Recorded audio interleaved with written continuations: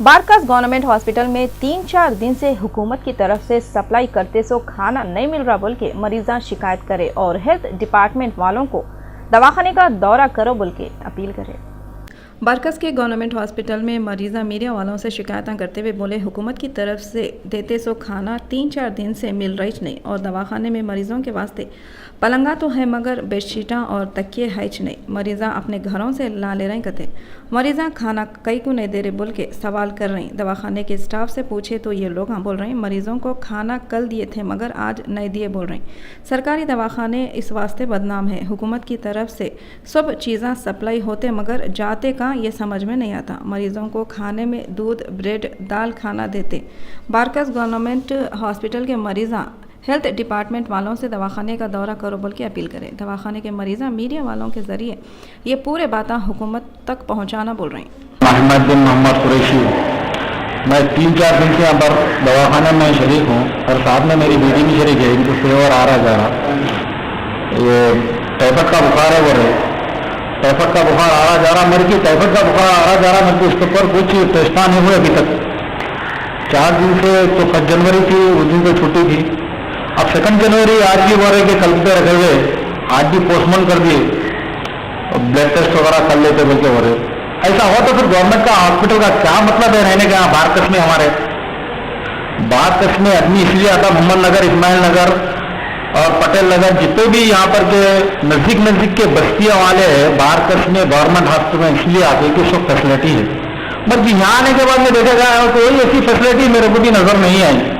तो यहाँ पर दोपहर का खाने के लिए यहाँ पर हम लोग इंतजार में है, मतलब अभी तक दोपहर का कोई खाना नहीं है। सुबह में बोले दूध आता डबल आता, ना दूध का है ना डबल का कोई इंतजाम है। तो हम लोग यहाँ पर 2-4 दिन से यही देख रहे हैं, आज तक देख के मैं उसके बाद में अपने गवर्नमेंट से अपील कर रहा हूँ, अपने राज्य अपने केसीआर साहब से कि इस जगह को भी आप थोड़ा बहुत दिमाग में रखें हमारे बारकास की तरफ। टोली चौकी सालारजंग कॉलोनी में हुई सो चोरी के मुअम्मे को पुलिस वाले 24 घंटों के अंदर ही छल कर लिए। लंगर हाउस के पुलिस वाले सालारजंग कॉलोनी में एक बिजनेसमैन के घर में हुई सो जबरदस्त चोरी के केस को 24 घंटों के अंदर हल करके 2 आदमियों को गिरफ्तार कर लिए और इनके पास से 1 करोड़ रुपए के सोने चांदी के जेवरात जब्त करे। चोरा घर में कोई भी नहीं है सो देख के खिड़कियां और गिरिला तोड़ के घर में घुसे और अलमारी का खुफल तोड़ के चोरी करे। घर वाले पड़ोसियों कने नया साल मनाने के वास्ते गए थे। नया साल ये घर वालों को बहुत भारी पड़ गया। पकड़े गए सो वाले दोनों चोरों के नामा ये है, एक का नाम अनमोल है, इन्हें अपने नाम के वैसा अनमोल चीज़ों की चोरी करा। इन्हें बंजारा हिल में रहता कते बिहार का रहने वाला है और दूसरे का नाम किशन है, इन्हें भी बिहारी है। पुलिस वाले ये दोनों चोरों को कोर्ट में पेश कर दिए।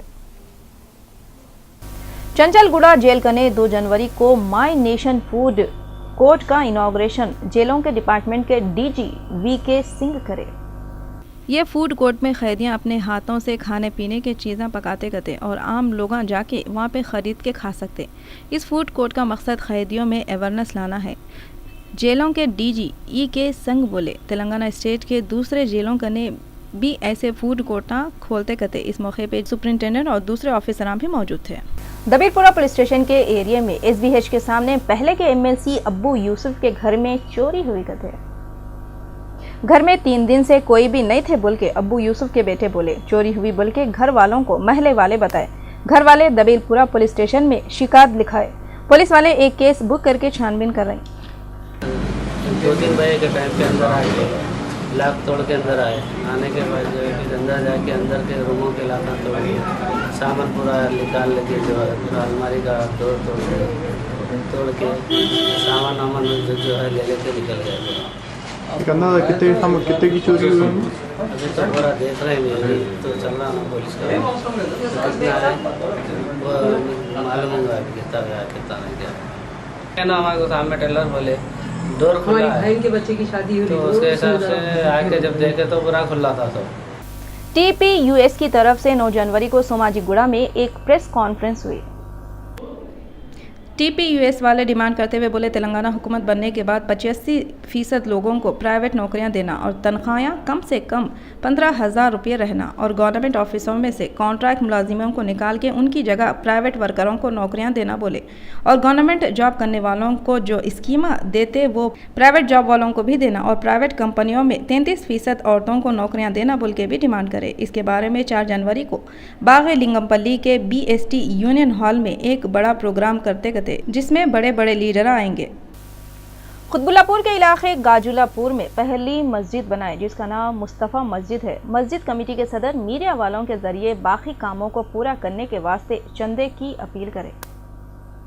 कुतबुल्लापुर के इलाके गाजुला रामाराम में पहली बार एक नई मस्जिद बनाए जिसमें 3 जुमों के नमाज़ा भी पढ़े। यह मस्जिद का नाम मुस्तफ़ा मस्जिद है। कमेटी वाले मीडिया के जरिए लोगों से बाकी बचे हुए काम पूरे करने के वास्ते चंदा दियो बोल के अपील करे। कमेटी के सदर राहत अली मीडिया वालों से डिटेल बताए। इस मौके पे वाइस प्रेसिडेंट इनायत अली, एम हाजी, शेख इसाक के अलावा मस्जिद कमेटी के मेंबरान भी मौजूद थे।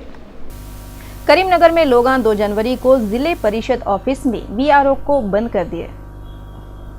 इंसान को खाना नहीं मिला तो उन्हें अपने में से बाहर होके नहीं करने के काम भी करता, मगर करीमनगर में लोग फूड सिक्योरिटी कार्ड नहीं मिले तो गुस्से में आके VRO को ऑफिस में बंद करके खुफल लगा दिए। पुलिस वालों को मालूम हुआ तो अपने ऑफिस में बंद थे सो VRO को खुफल खोल के आज़ाद कराए। झारखंड के एक तालाब में और आजू बाजू के मैदान में जगह जगह से आग के शोले निकल रहे हैं। पानी और मिट्टी ऐसे चीज़ें हैं जिससे आग बुझती। अगर पानी में से और ज़मीन में से शोले निकले तो ऐसी आग को कौन सी चीज़ से बुझाएंगे। झारखंड के एक तालाब में आंच लगी हुई है। तालाब के करीब मैदान में भी जगह जगह ज़मीन में से आंच निकल रही। लोग परेशान होकर गवर्नमेंट के लोगों को इत्तला दिए। बड़े ऑफिसर आके चेक करने के बाद बोले तालाब और इसके अतराफ मेथेन गैस है कहते। ये गैस की तरफ से खुद ब खुद आग लग गई बोल रही। आग पे कंट्रोल करने की कोशिशें कर रही। यूपी में 2 खतरनाक दहशतगर्द पकड़े गए। उत्तर प्रदेश में नोएडा से पिछले महीने सेंट्रल एजेंसी वाले 2 खतरनाक दहशतगर्दों को गिरफ्तार कर लिए, मगर हुकूमत इस बात को राज में रख रही। यूपी के पुलिस वाले उन गिरफ्तारियों की तहकीकात नहीं कर रहे, मगर इनमें से एक दहशतगर्द बांग्लादेश शहर से है कहते और दूसरे का ताल्लुक सहारनपुर उत्तर प्रदेश से है। बॉलीवुड के मशहूर एक्टर नाना पाटेकर और मशहूर एक्ट्रेस विद्या बालन के सालगिरह 1 जनवरी को हुए थे। हिंदी फिल्मों के नाना पाटेकर और विद्या बालन को 1 जनवरी को उनके सगे और चाहने वाले डबल मुबारकबादियां दिए। नए साल की मुबारकबाद और नए साल की तारीख को पैदा हुए सो मुबारकबाद। 1 जनवरी 2015 को नाना पाटेकर 64 साल के हो गए। इन्हों 1951 में महाराष्ट्र के गांव मरूद जुंजेरा में पैदा हुए थे।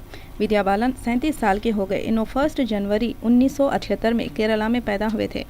नाना पाटेकर जब विद्या बालन पैदा हुए वही साल यानी 1978 में फिल्म गुमनाम में पहली बार आए थे।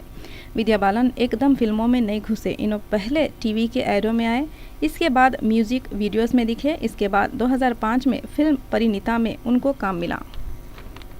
नाना पाटेकर और विद्या बालन दोनों के कित्ते की फिल्म हिट रहे। दोनों को भी जी भर के अवार्ड मिले।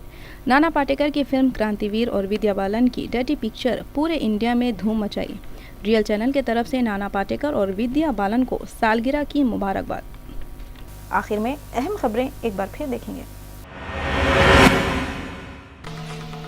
सीएम केसीआर 2 जनवरी को सेक्रेटेरिएट में एजुकेशन मिनिस्टर जगदीश रेड्डी से मिले। उस्मानिया दवाखाने के RMO बोले 31 दिसंबर को स्वाइन फ्लू से एक औरत मर गई कते। टोली चौकी सालारजंग कॉलोनी में चोरी करे सो चोरों को पुलिस वाले 24 घंटे में पकड़ लिए। झारखंड के एक तालाब में और आजू बाजू के मैदानों में जगह जगह आग के शोले निकल रहे थे। और तेलंगाना के नरसिम्हा रेड्डी 2 जनवरी को पटना के चीफ जस्टिस का हलफ लिए। रियल चैनल के दक्कनी खबरनामे में बस इतना ही। फरजाना को दियो इजाजत। अल्लाह हाफिज।